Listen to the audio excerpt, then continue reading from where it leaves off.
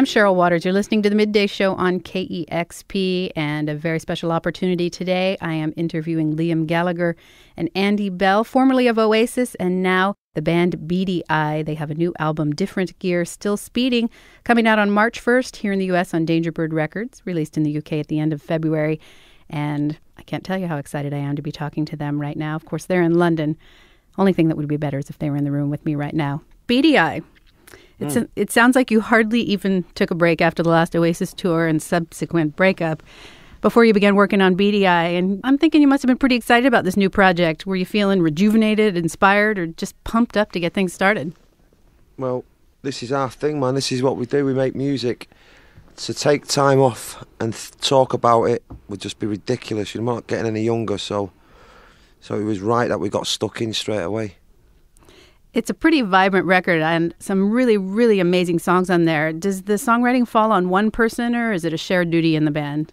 No, we share it all out. Everyone's written a similar amount of songs for the album. Tell me, who else is in this band, Beady Eye? There's Gem Archer, Chris Sharrock, and then there's a lad on the bass called Jeff Wooten, and a lad on the keyboards called Matt Jones. You say that everyone shares songwriting duties, which seems like it would make it a lot of fun. Liam, you've written some songs. Just to clarify, the three of us, Liam, Gem and myself, share the songwriting. Liam, you've written some songs before, but you've always been somewhat modest about your songwriting ability. You said that singing is what you love to do, but you've penned, with the help of the others, some really great songs for this record. So, again, it sounds like you haven't done it alone, but is it something that came easy when it came time to do it for Beady Eye? I don't think it come easy, man, but I definitely enjoyed it. Well, if you enjoyed it, that's definitely what's most important. You know, I'm getting better, man, which is the main thing, you know what I mean? I'd like to think. But singing is where I'm at, man, as long as I've got great songs to sing.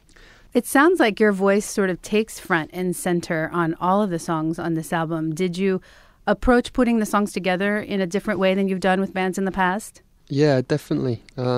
I think in the past with Oasis, Liam would tend to sing at the end of the album session, so he'd sort of spend the last 2 weeks singing over finished backing tracks. I mean, that's fine, but we decided to kind of base everything around the voice. So at the very beginning of the recording for a song, we'd try and get the voice on as soon as possible after just a guitar and a drum track or something, and then build everything else around it. So I think that contributed to that. Yeah, no, I enjoyed that, man. That was good. It's good to get singing early on. You feel part of the record then, you know what I mean? Instead of waiting about. It's just something that we kind of tried and it worked, so we kept doing it, and then it sort of became our thing. You know, it's a really powerful and fun record, and some might think with your band having just broken up that you would have written solemn or depressing songs, but if this record is anything but solemn and depressing, it's vibrant, it's happy, a really positive record. Does it feel that way to you? Yeah, man. I mean, we recorded it in London in the summer. The World Cup was on. So, yeah, man, walking to work, the sun was shining, and we all felt good, man. I mean, the breakup of Oasis wasn't, you know, I think I saw it coming kind of probably more than most people on that, but you just got to move on, aren't you? You know what I mean? It's not the end of the world. It's not even the end of the day. You say you saw it coming, but obviously you didn't know exactly when Oasis was going to fold, but it sounded like you started working on Beady Eye pretty much right away. Did it take you a while to get your footing, to write some of the songs, or did you already have some of this material to work with? We had some stuff kind of written already, but nothing was completed, you know. We all have lots of ideas that have never really been finished off, and I think that's true of any kind of songwriter. But this was the motivation that we needed to just kind of get in there and really get some tunes sorted. Did you know that when you were writing these songs that they would be for Beady Eye, or some of them old, maybe meant for other bands? Or no, because you write songs all the time. I mean, you know, so there was no rejects or cast-offs from Oasis, but we had songs knocking about from that period. Do you know what I mean? But we didn't know Beady Eye was going to happen. So we had songs sort of hanging about, but we wrote some new ones and all. Speaking of rejects and cast-off, there's actually really no filler in this album. It's pretty impressive. I'm hoping, did you leave some songs for a second album? Oh. Yeah, we've got some great songs for the second album, and we'll have some great songs for the third album. And how about some B-sides and things like that? Are you going to keep putting things out? Yeah, we plan to. I mean, we put everything we had into the album. We had 13 songs done, and at one point we were being told, well, you have to just save some for B-sides and bonus tracks, so just make the album 10 tracks. But we couldn't. We were like, parents with 13 babies that couldn't give any away. We were like, oh, you can't take one off. So we had to go in and start doing bonus tracks after we finished the album. But that's been good fun, actually. That's been pretty cool. It's like teeth, and what's your favourite tooth? You know what I mean? You take one out of the pack, and then your smile looks stupid. You talk about them being your babies, and you definitely, all your little babies have different personalities. I hear influence from some of mine, and I know many, many people's favorite bands. Of course, the Beatles, which is unavoidable with Liam's amazing voice, but you hear the Rolling Stones influence in there, the Hollies, the Laws, T-Rex, even Jerry Lee Lewis. But they are clearly songs written by one band. That's the desired effect, so thank you for saying that. They're the bands we like, you know what I mean? That's the era of music we kind of like, and we want to try and stand the test of time as them great songs. Obviously, you're all very talented musicians. You've made many, many records in the past. Did you learn anything new in the process of recording this specific record together as Beady Eye? Just not to overthink it, you know what I mean? If it sounds good and we're all shuffling about the room and that, and you think you can kind of get a reaction when someone jumps up and off the chair and lands on your lap, you sort of go, yeah, that sounds good, working. Man. That's working, you know what I mean? So if you can see the reaction of the people in the room, we sort of tend to move on pretty quick. We don't sit and over-analyse things, you know what I mean? And on the same wavelength as that, really, if everyone's sitting around kind of not really saying much and doing much, then I think it's time to sort of change tack.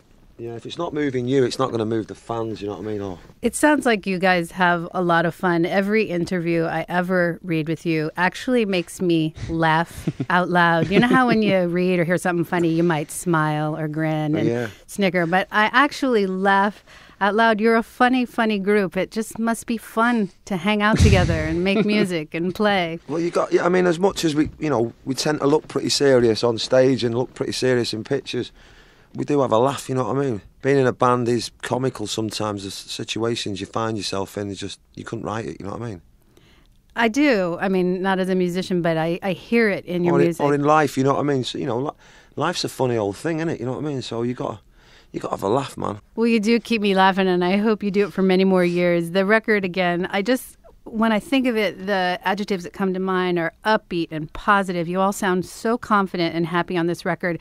It sounds like a group of guys who really love making music. Was it just a really joyful process? It was, actually. I mean, it's not to say we didn't work hard at it, because we did put the preparation in. We worked on these songs in a small studio for months before we, demo working, before we got into Rack, which is the big studio we used to make the actual album. That work kind of paid off, because when we arrived in Rack, we were all like, everything was pretty easy going. It was like just sunny summer days. There's nothing worse than working up, going in and record an album like you're going to work, you know what I mean? We turned up to make this album like rock stars, you know what I mean? We just went in looking cool, feeling great, and we just did what we had to do. And the guy who produced the record along with us, he done his job, and we just, we didn't, that's what it's about, isn't it? We don't want to be getting a sweat on. I read somewhere that one of you said that one of the reasons that you all did so well and got along on this record is that everybody's good at something, but no one knows how to do everything. And it seems like everyone maybe embraced that. We play to our strengths, you might say. And there's certain roles that other people are better than other people at, and they just get on with it, you know what I mean? No one sits there and goes, oh, well, you're doing too much of that. I find it ridiculous if someone doesn't know how to do that they'd want to do that job, you know what I mean? So everyone's good at certain things, and it's great. Yeah, like Chris Sharrock's got a talent for just kind of like coming with a really useful comment out of nowhere. Like he'll keep quiet for 3 days, and then he'll just say something, and it'll change the direction of something, and it'll often be the pivotal moment. And Gem is like a bit of a technical studio wizard kind of guy. It's very he knows how to describe sounds, and he knows how to sort of get them as well. So he's good to sort of like a translator for people in the studio world. Yeah, bless him. Yeah. Did there seem to be any one of you driving the process, keeping everyone focused and moving forward? And I wouldn't. I think we all turned up for work, man. We were all up for it, man. Yeah, it was kind of a battle to see who'd get there earliest. I mean, it was no one dragging the feet, really. How much time did you spend in this studio? Did you noodle around with the songs while you were recording? You mentioned that you kind of went in with a plan and ready to put the pedal to the metal. We don't really noodle. I mean, we don't jam in a studio and all that. We just kind of get on with the job at hand, really. Yeah, the World Cup was on, so we're kind of watching the football. We're having breaks, watching the football, doing a bit of music, watching football, doing music. It was cool, man. What are the plans for touring behind this record? I think we're coming to America in June to do some small gigs and that, which is great. And then take it from there, man. Go around the world, try and inspire people. And if we get paid for it, we get paid for it. And if we don't, we'll still get paid for it.